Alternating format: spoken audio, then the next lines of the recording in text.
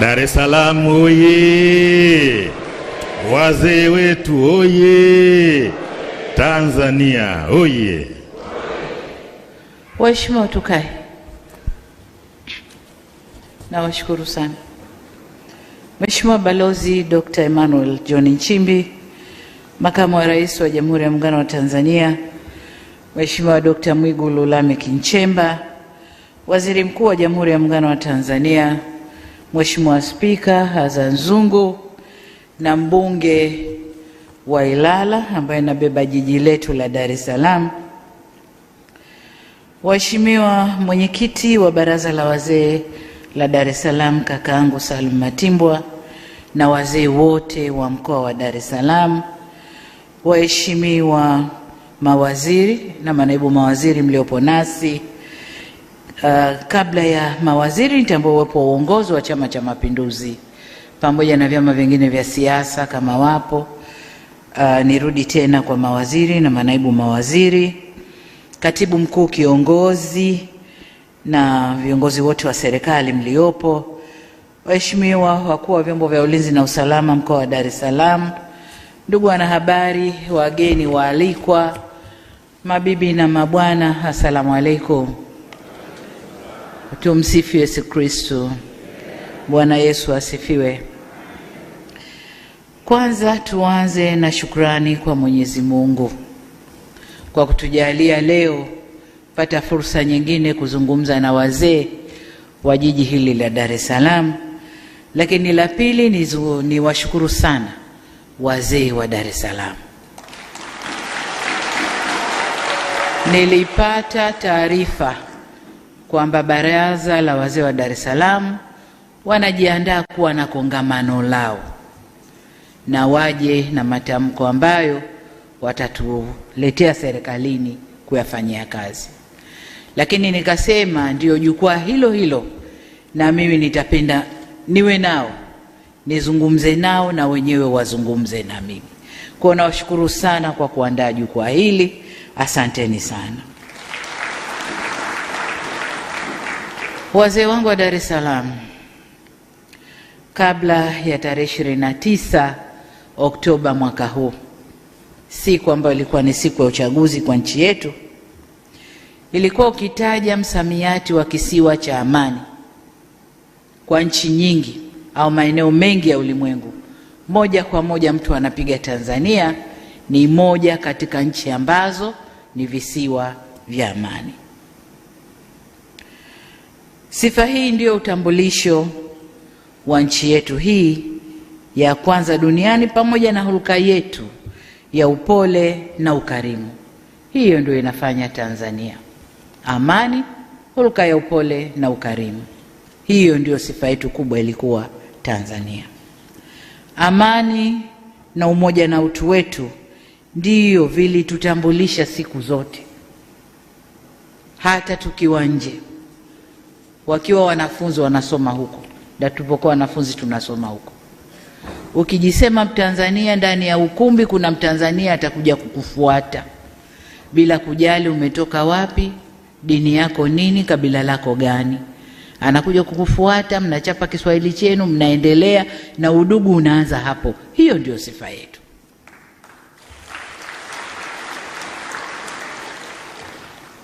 Lakini kila siku zinavyokwenda, sifa yetu inaporomoka.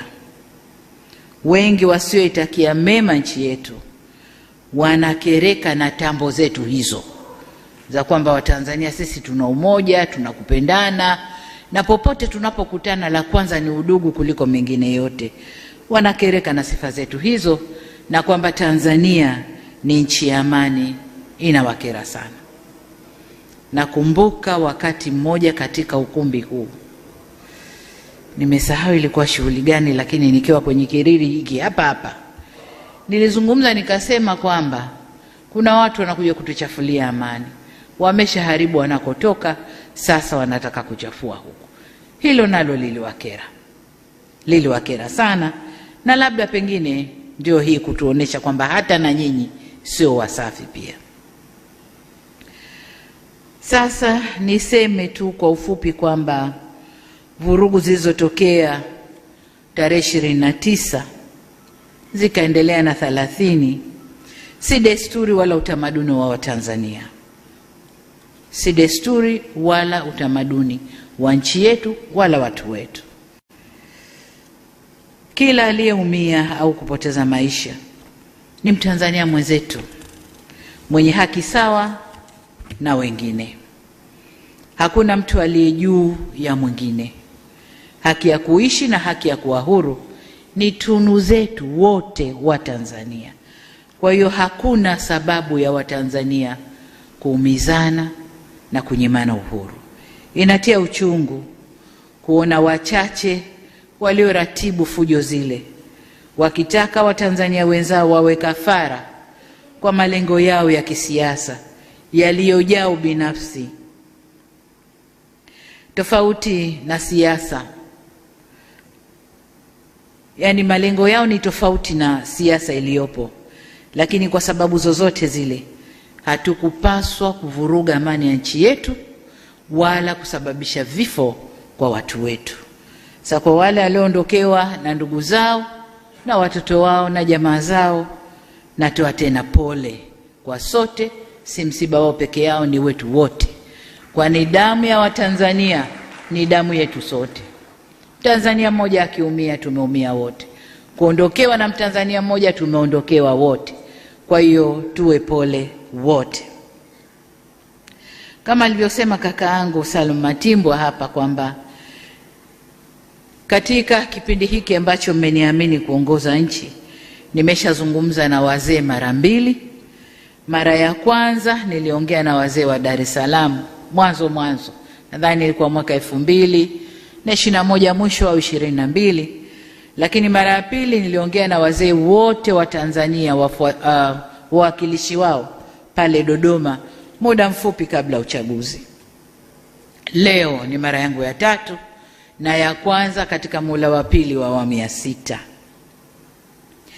Nimeona niongee nanyi kutokana na naliyotokea katika nchi yetu. Kwa nikaona vyema kuendeleza utamaduni wa viongozi wetu waliotutangulia, kwamba yakitokea mambo makubwa ndani ya nchi hupita na kuongea na wazee. Kwa nami nataka niendeleze utamaduni huo kwa kupitia wazee wa Dar es Salaam, nizungumze na taifa. Na hii ni kutokana na upekee wa jiji la Dar es Salaam. Dar es Salaam kama lango kuu la kuunganisha Tanzania na nchi nyingine tunazopakana nazo, lakini hata Afrika kati na kusini ni rahisi kufikiwa kwa kupitia Dar es Salaam. Lakini vile vile nimekuja kuzungumza nanyi kama Rais wa Jamhuri ya Muungano wa Tanzania, vile vile nikiwa mdogo wenu, wengine dada yenu, vyeo vyovyote vile nimeona nije nizungumze naye. Na wengine ni mwanafunzi wenu. Kuna walimu wangu kati ya wazee hapa, walimu wetu kwenye serikali walivyokuwa wakiongoza nasi tumefuata, walimu kwenye maeneo mbalimbali. Kwa hiyo mlioyafanya nasi tumefuata hatua zenu. Lengo ni kusikia ushauri wenu, lakini pia mnisikie nami. Ndugu zangu wazee wa Dar es Salaam, baada ya kuapishwa nimezungumza na wananchi. Hii ni mara yangu ya 4. Nimezungumza kupitia hotuba ya siku ya kuapishwa. Nimezungumza kupitia hotuba yangu bungeni. Nimezungumza kupitia siku ya kuapisha mawaziri wa serikali hii, lakini pia nilizungumza siku ya kuzindua tume niliyounda kufanya uchunguzi wa haya yaliyotokea. Hotuba zote hizo haziwezi kuondoa wala kukwepa umuhimu wa kuzungumza nanyi wazee wa Dar es Salaam, na ndio maana niko hapa leo.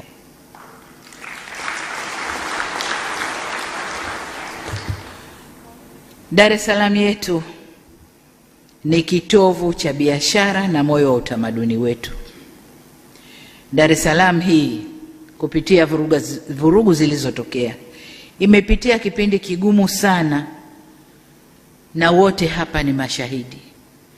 Kuna wengi ambao riziki zao ziko mikononi kwao tu, mpaka amke asubuhi atoke akajishughulishe apate cha kupeleka nyumbani, chakula na watoto. Vurugu zile zilifanya Dar es Salaam isimame. Wafanya biashara ndogo ndogo walisimama, wenye magenge walisimama, Kariakoo ilisimama, shughuli zetu zote zilisimama, na ilitulazimu tubaki ndani. Na kwa hadithi tunazozipata, bei za bidhaa zilipanda sana sana sana sana. Kwa hiyo machungu ya siku chache tuliyaona ndani ya Dar es Salaam, mbali na maeneo mengine yote nchini. Maeneo mengine baada ya vurugu kutulia, shughuli ziliendelea, watu walikula, walitoka kufanya yao, lakini Dar es Salaam tulionja kidogo, vijana wanasema joto ya jiwe. Kwa hiyo nikasema tuzungumze kidogo. Kwa muktadha huu nawiwa kuzungumza nanyi kwa kuwa natambua takriban 10% ya Watanzania wote wanaishi hapa Dar es Salaam. Dar es Salaam ni jiji la watu takriban milioni 6, na hiyo ni idadi kubwa ya watu kuishi kwenye jiji moja, na ndio inaonyesha umuhimu wa jiji hili kwa nchi yetu Tanzania. Dar es Salaam inachangia takriban 17% ya pato la taifa, na 1% kubwa ya biashara inafanyika hapa ndani ya jiji hili la Dar es Salaam. Isitoshe, Dar es Salaam ndio jiji la kibiashara na taswira ya nchi yetu nje, kwa hiyo ina umuhimu wa pekee yake. Ikiunguzwa Dar es Salaam, Tanzania yote imeungua, sababu Dar es Salaam ndiyo Tanzania. Hakuna kabila lolote ambalo haliko hapa Dar es Salaam. Watu wa mikoa yote ya nchi hii wako hapa Dar es Salaam.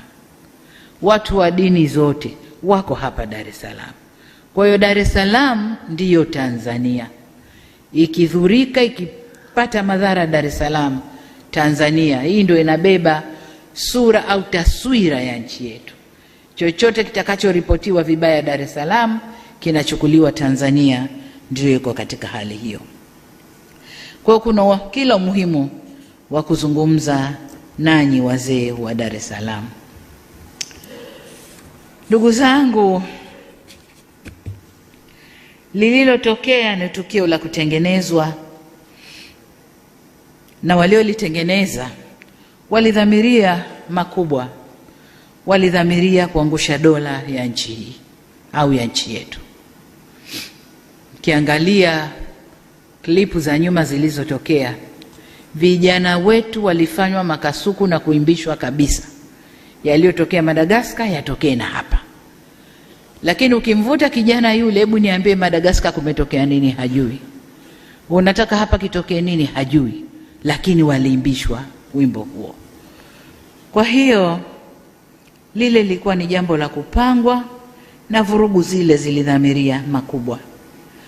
Vurugu zile ni mradi pana sana wenye nia kuu ya uovu ulio na wafadhili, washitiri na watekelezaji. Katika vurugu ile waliingia waliokuwemo na wasiokuwemo, wengine kwa kutokujua, wengine kwa kufuata mkumbo, wengine kwa hadaa za maisha bora baadaye, lakini wengine kwa kulipwa tu. Tunaambiwa kuna vijana walikuwa wanalipwa fedha, kisha kuchukua pesa yako ingia barabarani. Kwa waliingia bila madhumuni maalum ya nini wanakwenda kukifanya. Inaumiza sana kuona madhara yaliyotolewa. Nadhani takwimu zinatolewa sasa hivi na halafu. Kuna majengo kadhaa ya serikali yameunguzwa. Kuna miradi kadhaa iliyojengwa kwa manufaa ya wananchi imeunguzwa. Vituo vya mafuta, biashara binafsi za watu zimeunguzwa. Magari ya serikali vimeunguzwa. Vituo vya polisi vingi tu vimeunguzwa. Sasa nataka tuwe na jina la hayo. Ni maandamano au ni vurugu? Maandamano tulioyazoea na tulio yakubali ndani ya katiba yetu ni yale watu wameudhika na kitu, tunaomba tuandamane, tujueleze. Tutatoka pointi moja, tutakwenda zetu mpaka Mnazi Mmoja au popote pengine, na mabango yetu yanaeleza maudhi tulioudhika nayo, na polisi wanawasindikiza vizuri mpaka wanapofika, wanaeleza wanayoyataka, wanatawanyika kwa salama, wanakwenda zao. Lakini haya ya kuunguza miradi ya serikali, vituo vya polisi, na kwenye kituo cha polisi unakwenda kufanya nini? Ni kwenda kuvamia na wapate silaha. Madhumuni ya kuwa na silaha mkononi ni nini? Lakini unaunguza biashara za watu binafsi, lengo ni nini? Kwa hiyo haya hayakuwa maandamano, zilikuwa ni vurugu zilizoandaliwa kwa madhumuni maalum. Sasa katika hali hiyo, lakini tujiulize jengine, kwa nini siku ile ya uchaguzi? Katika hali hiyo, serikali ina wajibu, tunaapa kuilinda nchi hii na mipaka yake, kulinda usalama wa raia na mali zao. Na katika hali hiyo, nguvu inayotumika inaendana na tukio lililopo. Sasa tunapoambiwa kwamba tulitumia nguvu kubwa sana kwenye tukio lile, nguvu ndogo ilikuwa ni ipi? Ilikuwa tuwaangalie waandamanaji waliojiandaa kufanya mapinduzi mpaka wafanikiwe? Hapo patakuwa pana dola kweli? Dola haiko hivyo, na hayapo Tanzania peke yake. Tulishashuhudia kwa wenzetu, waandamanaji wengi wanaingia njiani, na wakiingia njiani, serikali ikiona huu uandamanaji unakwenda pasipo, wanaweka nguvu kubwa. Wanaweka nguvu kubwa, yameshafanyika kwenye mataifa huko na tumeyaona. Sasa wanaporudi kutulaumu mlitumia nguvu kubwa, wao walitaka nini? Tujiulize, je, hao ndio wafadhili wa kile kilichofanyika? Walitaka tuangalie ile mobu mpaka ifanikiwe walichowapa fedha, walichowatuma? Hapana. Tuliapa kulinda nchi hii na mipaka yake, usalama wa raia na mali zao. Kwa hiyo katika kufanya hivyo, kama wanavyofanya wao, na sisi tutafanya vile vile kuilinda nchi hii.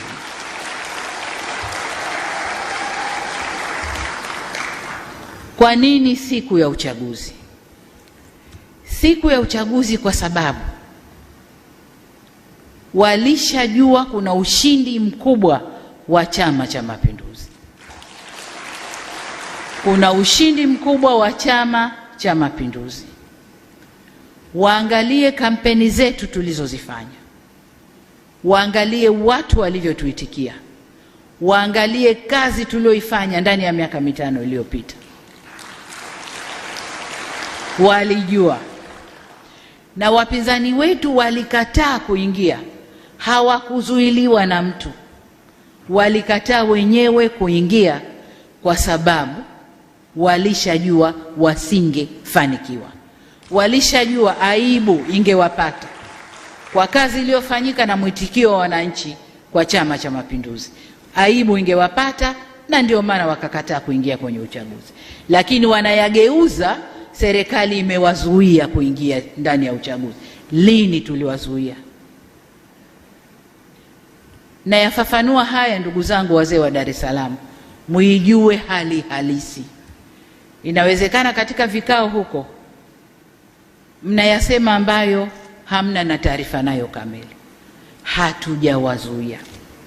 Na katika taarifa zinazotolewa na waliokuwa huko lakini wakaamua kurudi kwamba hawaridhishwi na yanayotokea, wanatuambia walikaa vikao na wakaamua tusiingie, tutakwenda kupata aibu. Lakini kwa kuficha aibu ambayo wangeipata, wamezusha hili lililotokea. Kwa nini siku ya uchaguzi? Haki gani inadaiwa siku ya uchaguzi? Kama kuna haki yoyote inadaiwa, hakuna siku nyingine, hakuna njia nyingine ya kudai hiyo haki mpaka yafanywe yale yaliyofanywa. Ni maswali ya kujiuliza. Lakini katika hili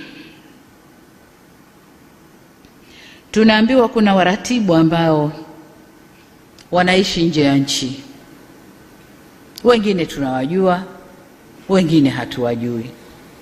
Tunaendelea kujifunza na kuwatafuta, tuwajue tu ni kina nani. Sasa hebu watu wote hapa chini ya miaka 50 wasimame. Watu chini ya miaka 50 wasimame. Aha. Kwa hiyo wengi waliosimama hapa naona ni mawaziri wangu, wengi chini ya miaka 50. Haya, kaeni. Viongozi wa dini wachache na vijana wa jiji la Dar es Salaam na wafanyakazi wa serikali wachache. Sasa hili jambo lina waratibu kutoka nje. Lakini kwa nini waratibu kutoka nje? Wale waratibu wa Tanzania tunaowajua, wale ni shida za maisha. Ni shida za maisha. Akisukuma maandamano, umbea na nini kuhusu Tanzania, Watanzania wale vijana ambao wanadai ugumu wa maisha wanatumia fedha zao kununua bando, kuwaangalia na kuwasoma wamesukuma nini. Lakini yeye ukisoma, yeye kule anatiliwa fedha. Kwa hiyo kimoja kinachowasukuma ni shida ya maisha. Kule waliko hawako sawa, kuna shida ya maisha. Sasa kuna wale ambao pia hawana shida ya maisha, wako pazuri, wanalipwa na hao wanaotaka hayo yatokee, lakini wamekosa uzalendo tu. Wamekosa uzalendo tu. Na ukiwatizama vizuri si wa Tanzania kamili. Kwa hiyo it doesn't matter whether Tanzania inaungua haiugui, yeye ana nafasi ya kuwa nje, si Mtanzania kamili, hana shida hizo. Kwa hiyo hili jambo lilipangwa kwa uratibu mzuri, lakini hebu tuangalie sasa wale waliolipanga na kudai wana madai kwenye hili. Nianze na wenzetu wa vyama vya upinzani. Kama nilivyosema kwamba hawa watu waliishiwa nguvu. Maneno ya vijana, waliishiwa power na waliona kabisa mbele kwao sio kuzuri, na kuingia kwenda. Hawa watu wana frustration zao huko nyumbani kwao, lakini wanataka kujificha na kusukuma lile dude kwa watu. Huko waliko hawako sawa, wanapambana wao kwa wao ndani, wamemeguka wao kwa wao ndani, wamemeguka wanasiasa, wakaenda vyama vingine, wanaharakati wakabaki. Kwa hiyo wenyewe kwa wenyewe huko ndani hakuko sawa, wasitulaumu sisi, ni wao wenyewe huko ndani. Kwa hiyo kasoro walizo nazo huko wanataka kuzisukuma huku kwetu. Hakuzuiliwa kuingia kwenye chochote. Ni hawa ambao mwaka 2020 mpaka 2023 nilifanya kazi kubwa ya kuzungumza nao, nikanyosha mkono wa rehema, njoni nyi wa Tanzania, njoni tukae tuzungumze yetu, twende vile tunavyotaka. Nikaunyosha vizuri, nikidhani na wanyooshea watu wa Tanzania ule mkono wa rehema na wataupokea, tutakuja tukae vizuri. Ni hawa niliowakuta nje wanasafa, hawana shilingi mkononi, wakaomba sana kuja kuniona, nikawapokea, tukazungumza, hawana hata shilingi.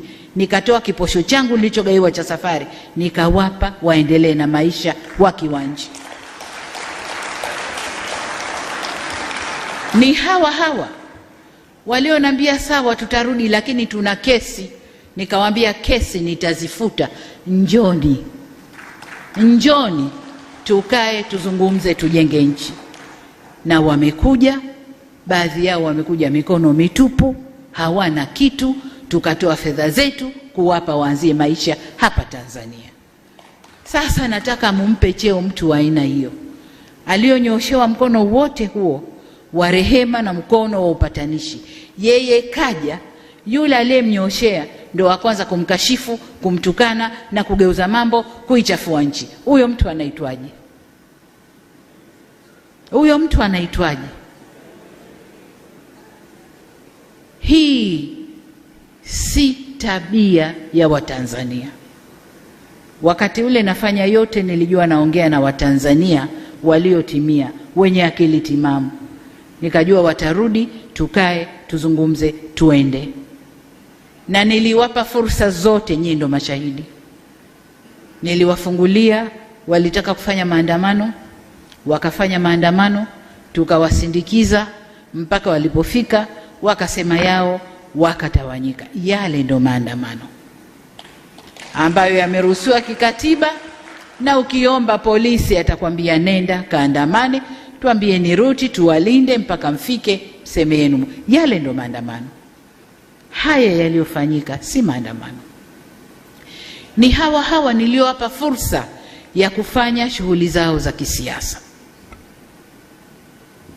Sasa siasa si kutukanana, siasa si kubezana, si kuharibu nchi. Hiyo sio siasa. Wazee wetu wa zamani, ukiwa na harakati hizo, wanasema huyu hajui siasa, huyu hafanyi mambo yake kwa siasa.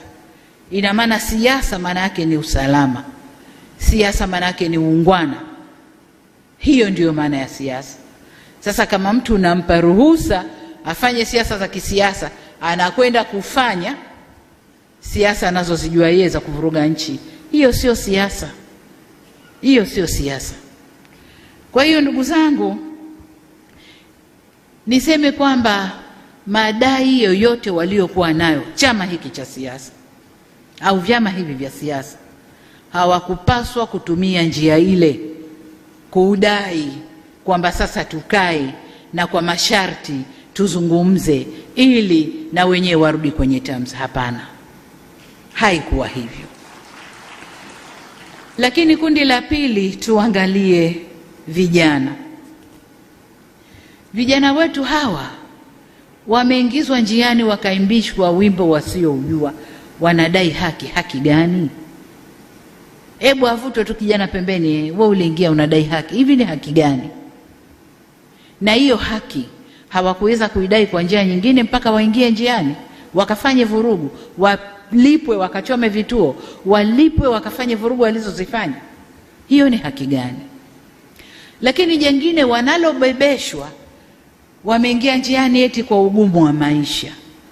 Astaghfirullah. Turudi kwa Mungu tustaghfiru. Ningekuwa na uwezo, ningebeba vijana wa Tanzania nikawatupa kwenye nchi tofauti tu hapa Afrika pamoja na majirani zetu, wakaone ugumu wa maisha uliokuwepo, alafu waseme kwamba kwao Tanzania ni pahala pema. Hawana sababu, hawana. Ugumu wa maisha kwa raha zako kabisa. Mwenye ugumu wa maisha kweli kwa raha zake kabisa ataingia njiani akaimbe oyoyoyo, huo ugumu wa maisha. Mwenye ugumu wa maisha ana struggle, anahangaika kutafuta chakula chake cha leo. Na wengi walikuwa kwenye kazi zao, wale wana ugumu wa maisha. Wengine hawakuwa na ugumu wa maisha, walikuwa wana sababu zao wenyewe. Kwa wale watafiti wafanye utafiti ndani ya Afrika Mashariki na nje, labda kusini mwa Afrika, waangalie nafasi ya Tanzania kwenye ugumu wa maisha. Wende wakaangalie. Kwa vijana wetu wasimezeshwe tu na wenyewe wakameza, hapana.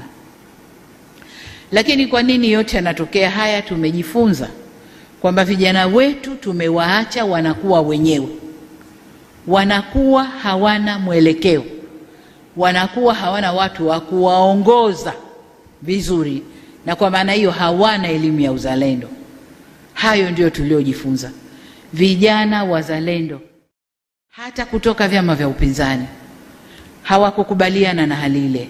Walikuja kutuambia, jamani, kaeni vizuri, kuna hili linapangwa huku. Wale ni vijana wazalendo kutoka vyama vya upinzani.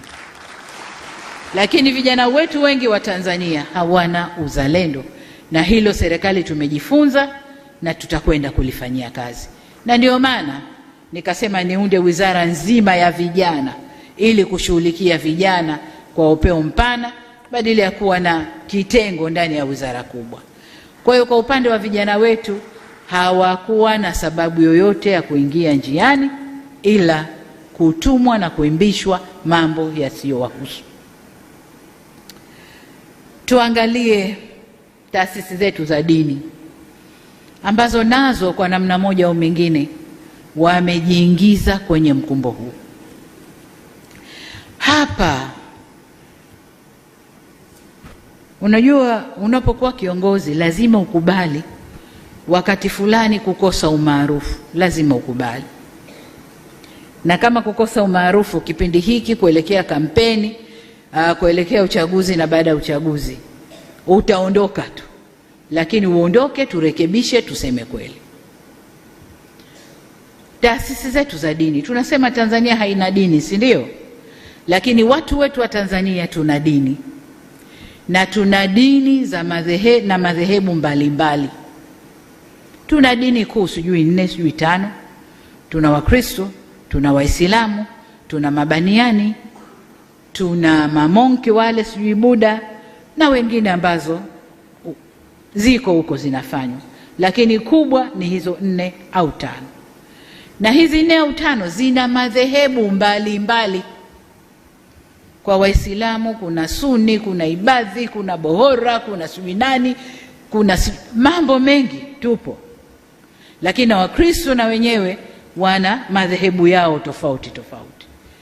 Kikatiba na sheria za nchi, hakuna madhehebu hata moja ya dini yoyote imepewa uwezo kikatiba na kisheria kutoa matamko ya kuoverride madhehebu mengine yote ya dini. Hakuna. Hakuna. Wasitokeze watu wakajibebesha hilo. Siku zote nasema Tanzania hii haina mwenyewe, wenyewe ni sote. Hakuna mwenye certificate anaweza kusema Tanzania ni yangu na itaongozwa ninavyotaka mimi. Hakuna. Tuna sheria zetu, tuna katiba yetu. Tumeamua kwa democratic country tutaendesha demokrasia yetu kwa njia tulizokubaliana. Lakini viongozi wa dini, msijifishe majoho ya kwamba nyinyi ndio mnaweza kuoverrun nchi hii. Hakuna. Hakuna. Tutakwenda kwa katiba na sheria ya nchi hii. Hatutaendeshwa na madhehebu yoyote ya dini. Madhehebu ya dini na wafuasi wao. Ubora wa dini uko mioyoni kwetu. Wale wanaoamini ndio wanajua ubora wa dini yao. Hakuna overriding hapa, kwamba mimi dini yangu ndio ita override Tanzania na tamko nikilitoa ndio hilo hilo, na hata wenyewe wanatofautiana. Mimi toka nimekaa matamko 8 yametolewa na teke 8. Lakini ukenda chini chini wenyewe wanapingana, matamko yale hayafanyi kazi vizuri. Wenyewe wanapingana. Kwa sababu waliosimama kwenye mstari wa haki wanaona ile ni batili inayofanyika. Kwa hiyo waliosimama kwenye mstari wa haki hawaungani nao, wanaona ni batili iliyofanyika. Kwa niseme kwamba Tanzania yetu ni nchi ya umoja, nchi ya ushikamano, amani na utulivu ndio ngao zetu. Tusivurugwe ndugu zangu kupitia milengo yetu ya dini, milengo yetu ya siasa, milengo yoyote ile. Hatupasi kuivuruga nchi hii, hatupaswi. Hata kama aliyepo juu ya serikali humtaki. Kuna muda, this is a democratic country. Huyu mtu ataendesha mpaka wakati huu, kafanya makosa, semeni makosa yake. Kosa la serikali ya awamu ya 6 kueneza huduma bora za afya Tanzania, hilo kosa letu. Kosa letu kueneza huduma bora, mashule mazuri mpaka kule vijiji, hilo kosa letu. Kosa letu kukuza uchumi wa Tanzania ukakuwa mpaka tukasifiwa duniani, hilo kosa letu. Kosa letu ni kufanya Tanzania iwe nchi ya salama, ikalike na watu wafurahi. Hilo ndo kosa letu. Kosa letu ni nini? Kama mtu hampendi anayeongoza, tustahamili tu. Mioyo yote imeumbwa na stahamili. Demokrasia ipo, ataongoza, ataondoka. Kwani wote walioongoza kutoka mwanzo mpaka leo awamu ya 6 wote walipendwa na kila mtu? Nchi ilivurugwa. Sasa kama humpendi Samia, hakuna sababu ya kuvuruga nchi. Kama humpendi kwa alivyo, humpendi kwa dini yake, humpendi kwa alikotoka, hakuna sababu ya kuvuruga nchi. Katiba yetu, sheria zetu zipo. Nchi hii inaongozwa kwa katiba na sheria zetu. Hakuna sababu ya kuvuruga nchi, ndugu zangu. Kwa hiyo niwaombe sana, zile sumu zinazotiwa huko, mnapotiwa sumu tumieni akili zenu. Najua hakuna eneo baya la kumpata mtu kama dini. Unapomkamata mtu kwenye dini na ukamlisha ubaya wa mtu kwenye dini, unajenga chuki ya ndani ya moyo kuliko wanasiasa. Wanasiasa wakimharibu mtu, wanamharibu mtu kichwani. Kichwa hakiweki. Akija mwingine na zuri, ile baya litaondoka, zuri litaingia. Lakini ndani ya moyo likiingia, limeingia. Kwa viongozi wetu wa dini, kaeni kwenye mstari wenu. Dini zetu zote zinasema kila mamlaka imeletwa na Mungu. Kila mamlaka imeletwa na Mungu. Iwe kwenye mamlaka kuna mwanamke, iwe kwenye mamlaka kuna mwanamume, kila mamlaka imeletwa na Mungu. Na sababu ya Mungu kuleta mamlaka hayo, hakuna anojua duniani. Hakuna. Mungu peke yake ndo alikuwa anajua. Kwa nini Samia leo yuko hapa? Kwa hiyo niwaombe sana viongozi wa dini, tuvae majoho. Yale majoho yetu yaoneshe sura halisi. Hakuna kitabu chochote cha dini kimesema tutazitumia dini zetu kuvuruga nchi zetu. Hakuna. Ni utashi binafsi wa watu kwa ubaya wa nafsi zao. Kwa msivae majoho ya dini mkatengeneza utashi wenu binafsi kwa kupitia vivuli vya dini. Niwaombe sana viongozi wa dini, tusimame, tusivuruge nchi yetu. Tusivuruge nchi yetu.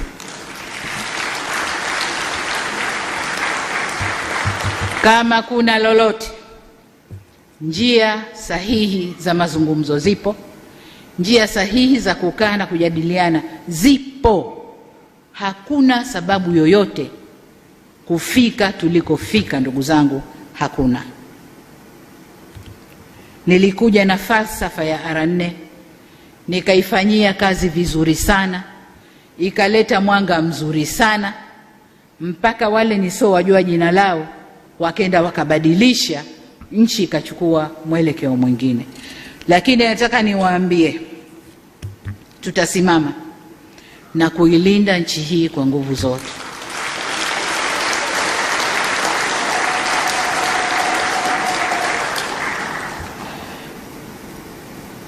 Nasema yaliyopita si ndwele, tugange yajayo. Kama madai ya wenzetu ni katiba, hakuna aliyekataa kurekebisha katiba ya nchi hii. Hakuna. Mnakumbuka niliunda tume ya haki jinai, ikaenda ikasoma Tanzania nzima na wakaniletea haya ndio wanayoyaona wa Tanzania. Na katika kuyatekeleza kuna ya muda mfupi, muda wa kati na muda mrefu. Na ya muda mfupi na muda wa kati mengi, 90% tumeyatekeleza. Lililobaki la muda mrefu lilikuwa ni la katiba, marekebisho ya katiba. Na lenyewe nikasema tutalitekeleza. Na mkisoma ilani ya uchaguzi ya Chama cha Mapinduzi, nimesema ndani ya siku 100 nitaunda tume ambayo itafanya kwanza maridhiano, halafu tuingie kwenye mchakato wa katiba. Mnaendaje kwenye kurekebisha sheria za nchi wakati huku mko vipande vipande? Lazima mrudi kwanza muelewane, mtambue huko mbele tunalenga kitu gani, njia yetu ni ipi, ndio mnatunga katiba yenu kutokana na haya tuliyokubaliana. Sasa katiba iseme 1, iseme 2, iseme 3, iseme 4. Lakini mtakwenda moja kwa moja watu wote, kila mtu kavimba machavu, mnaunga katiba ipi itaungwa hapa? Nimesema kwanza turidhiane, na kwa sababu wamechafua nchi, nilichofanya mwanzo ni kuunda tume ya kuangalia undani wa hili jambo. Nimewapa miezi 3 waangalie kwa undani, watuletee taarifa, yaliyojiri ni haya, tofauti ziko hapa, hapa palitokea si haki, hapa palikuwa na haki. Tukisha kuyajua hayo, tunakaa sasa, haya tulioletewa ni haya, njoni kamati ya maridhiano, piteni sasa, tofauti ni hizi, matatizo ni haya, piteni sasa kwa makundi mbali, wakwambieni haya tunakwenda nayo vipi. Hiyo sasa ndio tume ya maridhiano. Baada ya hapo tunakaa kuunda katiba yetu. Hakuna aliyekataa. Leo wanasema wameingia njiani, wameharibu nchi, wanadai katiba. Katiba iko wapi? Inaning'inia wapi? Tuipachue tuwape. Katiba ni mchakato, ni process. Tunaanza hili, tunakwenda hili, tunakwenda hili. Sasa katika vile visingizio vya kuepuka na aibu ya kushindwa kwenye uchaguzi, wanaweka visingizio. Visingizio vyote hivi vinaungwa mkono na nje. Hawana hata aibu. Nje huko wanakaa, Tanzania ifanye 1, ifanye 2, ifanye 3, halafu ndio itakuwa hivi. Who are you?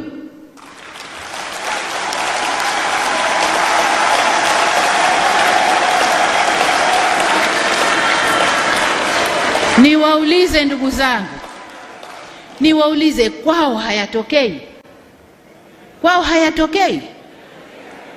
Tumenyanyua sauti sisi kusema ya kwao? Wanadhania bado wao ni masters wetu, ni wakoloni kwetu. Kitu gani? Ni fedha chache wanayotugaia, ni fedha chache wanayotugaia, na fedha yenyewe sasa hivi haipo. Tunafanya biashara, wao wapate na sisi tupate, ndipo tunaposimamia. Nataka niwaambie,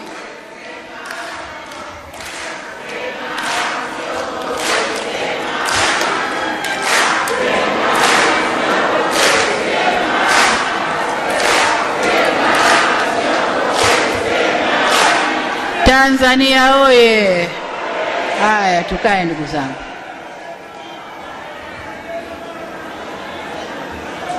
Nataka niwaambie ndugu zangu wa Tanzania,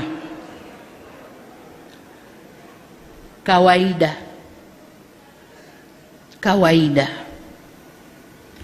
mwanamke mzuri ndio anayepiganiwa. Uongo kweli?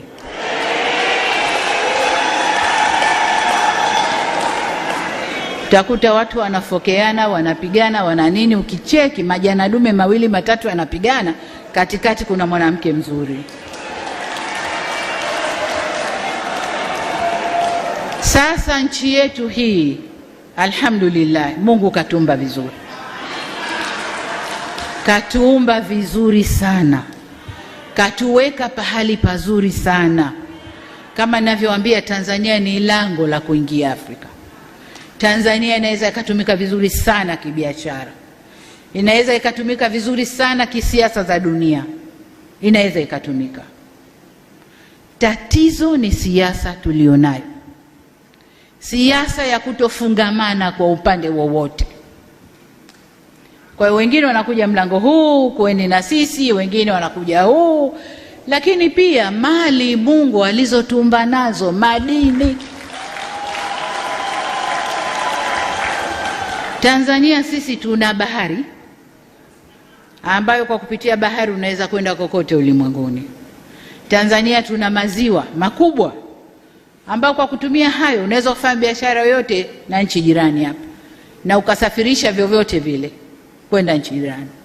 Tanzania tuna ardhi nzuri ya kilimo, na ndio maana tunajitosheleza kwa chakula kwa 128%. Tunakula na tunauza. Kubwa zaidi, serikali tumejua kwamba kilimo ndio kila kitu chetu. Kwa tunatoa ruzuku kwa wakulima wazalishe zaidi mazao ya chakula na ya biashara. Tanzania sisi tuna hayo madini ambao sasa kuna madini yanaitwa madini adimu duniani. Ndio dunia yote imetoa macho hapo. Pamoja na kwamba yapo kwengine duniani, lakini Tanzania ni moja kati ya nchi ambazo hayo madini yapo na watu wanayatolea macho. Kwa hiyo tunapigwa, tunalembewa mawe kwa vile Mungu alivyotuumba. Sasa nataka niwaambie, maumbile yetu na utajiri wetu isiwe lana tukauana sisi kwa kuchawishiwa na wanaotolea macho nchi yetu. Hapana. Mjenga nchi ni mwananchi. Huu ni wakati wa Watanzania kushikana, ndugu zangu, na kujua kwamba yaliyoumbwa na Mungu hapa kwetu ni yetu, ni yetu. Na haya Mungu alitupa makusudi kuinyanyua nchi yetu, kuinyanyua nchi yetu. Nyuma hatukuwa tunapigwa mawe sana, tuko tunahesabika tu ni nchi maskini inayoendelea polepole na nini na nini, lakini tulivyofungua utajiri, tukatumia rasilimali zetu kwa utalii, tukatumia madini yetu kibiashara, tukatumia bahari yetu na maziwa yetu kujenga uchumi wetu, hili sasa ndilo linaloumiza watu huko ulimwenguni. Kwa hiyo huu si wakati wa kukaa tukanyosheana kidole sisi kwa sisi Tanzania. Ni wakati wa Tanzania kushikana, tukasema Tanzania ni yetu, Mungu aliiumba hapa kwetu na lazima itufaidishe sisi wa Tanzania. Tunaposema tunalinda nini wanaita sovereignty, tunalinda uhuru wetu, tunalinda nchi yetu, lazima tuseme kwa moyo. Sisi wazee ambao tunakwenda zetu na vijana mlioinuka hapa wa under 50, sisi tunaondoka, tunawaachia nyinyi. Hatujui kati yenu au nje ya nyinyi nani anakuja kuwa rais hapa, lakini hilo mlijue vizuri sana, mlijue vizuri sana. Na kwa bahati mbaya maumbile ya mwanadamu yanakushawishika.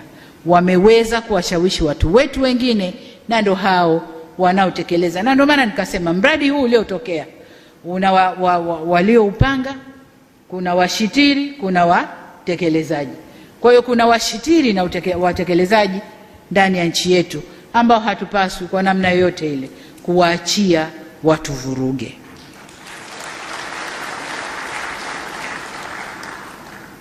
Ndugu zangu,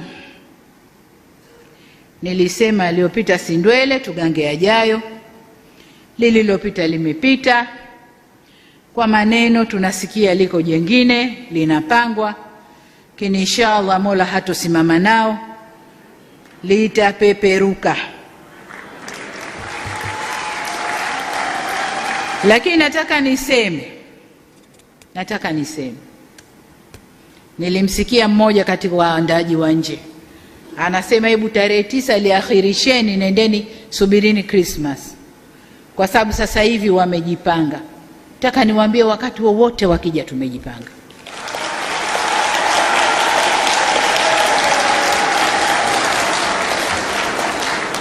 Wakati wowote wakija tumejipanga.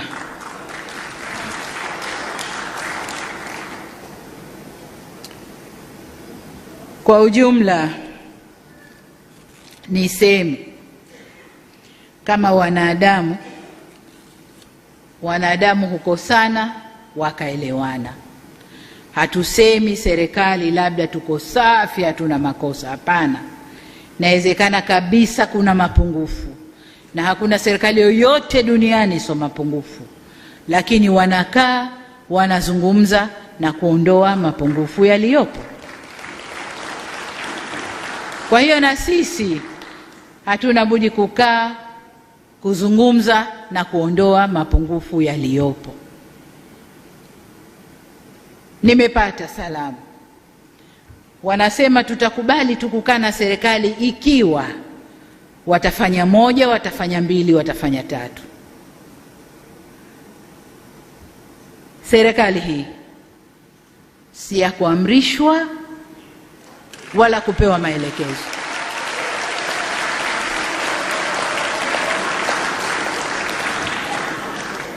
Tumewataka wenzetu tuzungumze, waje kwenye meza tuzungumze, na nimepata salamu za wengine wanaowapa nguvu. Hakuna mazungumzo mpaka mumwachie huyu, mufanye hili, mufanye hili.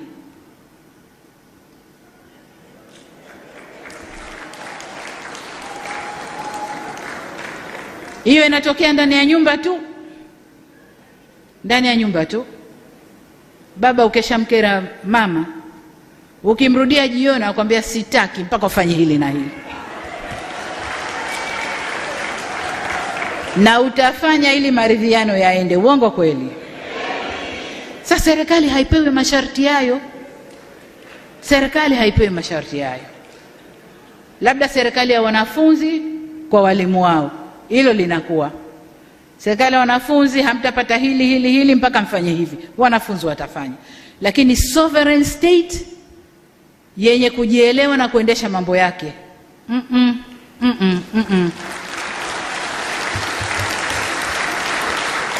Kama ni Watanzania wa kweli na wanaumwa na Watanzania kama wanavyosema. Maana mara nyingi wanasema tunasema kwa ajili ya wananchi. Unajiuliza wepi? Wepi?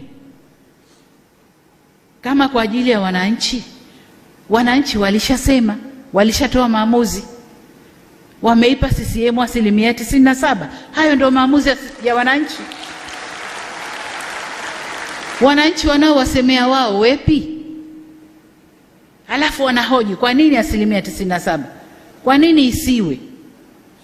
Waswahili wanasema paukwa pakawa. Wao hawakuwepo, na wale 16 waliokuwepo ni wadogo sana. Wao ambao wangetingisha CCM hawakuwepo. Hakukuwa na Chadema, hakukuwa na ACT, ndio ambao tungekwenda nao. Na sisi tulijitayarisha kwamba tunakwenda kupambana na vyama vyetu vikubwa. Hawakuwepo. Mwananchi afanyeje? Tunataka kuambia hata hawa wafuasi wao walipigia Chama cha Mapinduzi.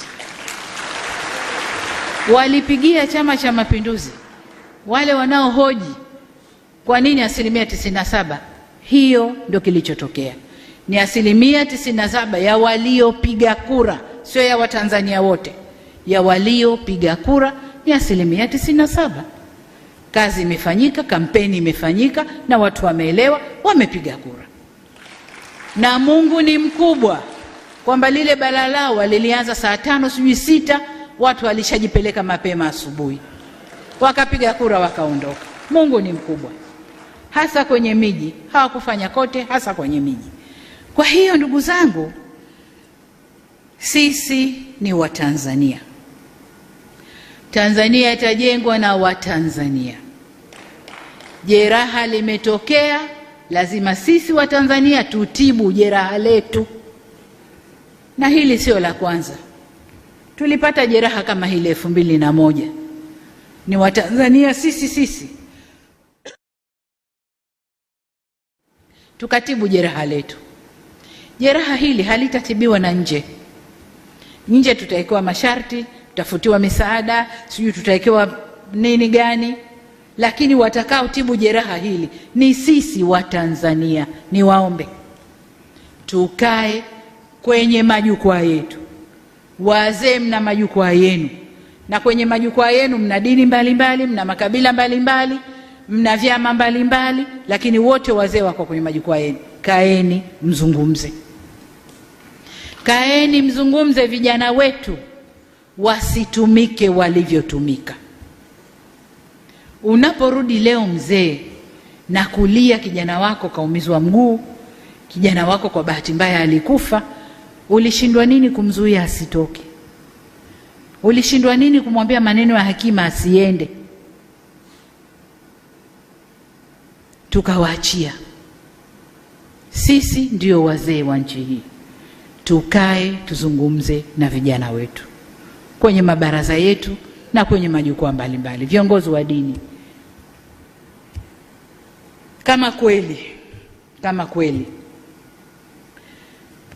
vizimba vile tunavyoingia msikitini, Allahu Akbar, Allahu Akbar, na madhabahu yale tunayoyatumia, kama kweli tunayatumia kwa moyo na kumsabili Mungu, twendeni tukamsabili Mungu. Tuacheni huu uchochezi unaotokea, tuacheni. Tusende kumtania Mungu. Huku ni kumtania Mungu, kuchukua utashi wako binafsi wa nafsi yako ukauingiza ukauvisha majoho ya dini. Hapana, huku ni kumtania Mungu, ni kumtania Mungu.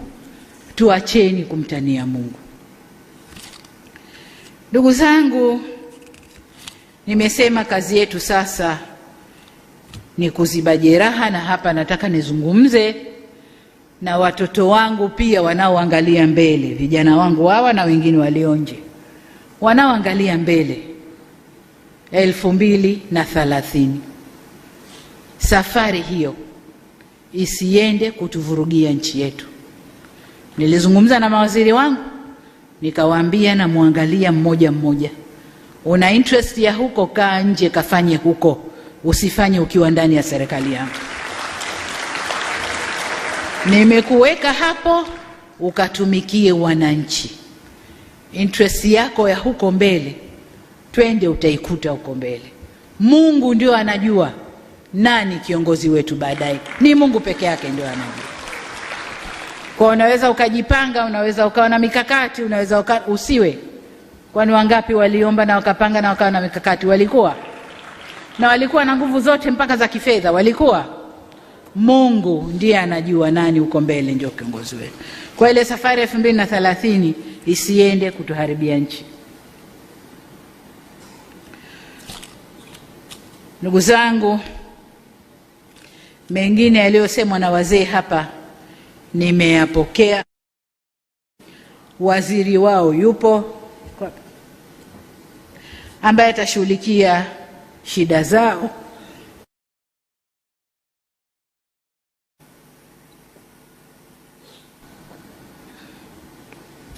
Na mimi katika ziara zangu kote Tanzania, nikifika ndani ya mkoa, la kwanza ni kuonana na wazee wa mkoa ule kote. Toka niko makamu wa rais mpaka nimekuwa rais, huo ndio mtindo wangu. Nikifika ni kuonana na wazee wa mkoa. Tatizo hapa linakuja, Dar es Salaam ni mji. Kwa hiyo ukiwa Dar es Salaam unajisi niko Dar es Salaam makao makuu. Ukiwa Dodoma niko Dodoma makao makuu. Lakini ukifanya ziara mikoani huko, nikifika la kwanza ni wazee, nasikiliza shida zao, nasikiliza maoni yao, yote tunayajua na tunapeleka wizarani kwao ili yafanyiwe kazi.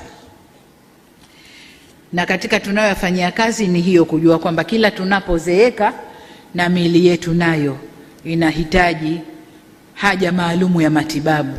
Kwa hilo nalo tumelishughulikia.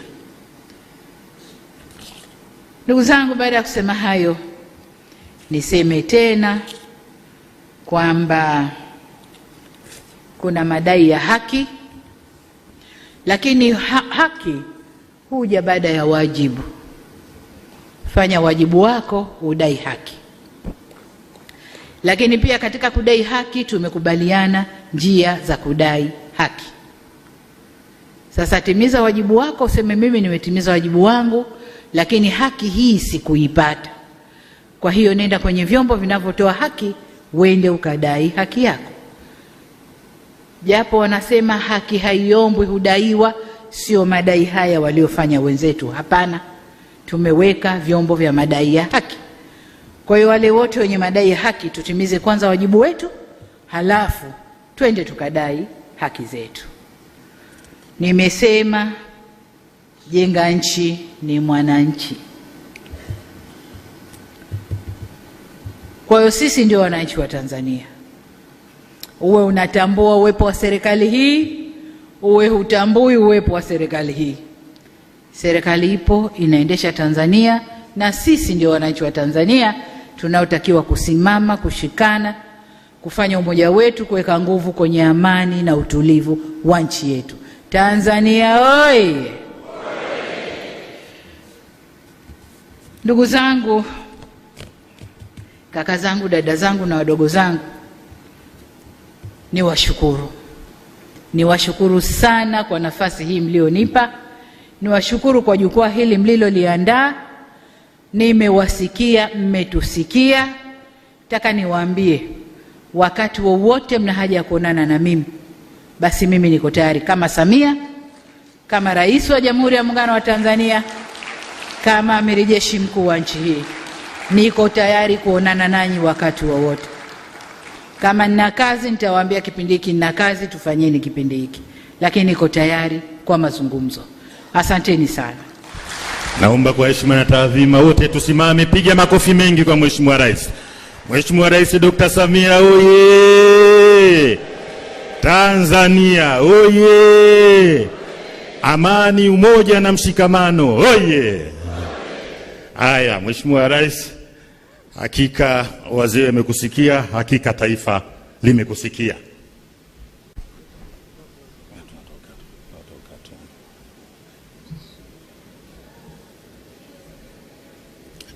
Na sasa kwa heshima na taadhima, naomba tena tusimame tuweze kumsindikiza Mheshimiwa Rais ambaye tunamruhusu sasa aende akaendelee na majukumu mengine ya ujenzi wa taifa.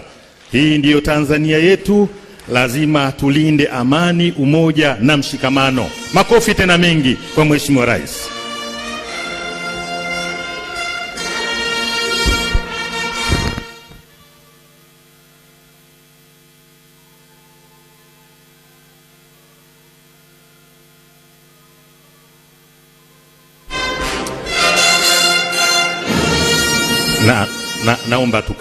Naomba tukae wazee wangu.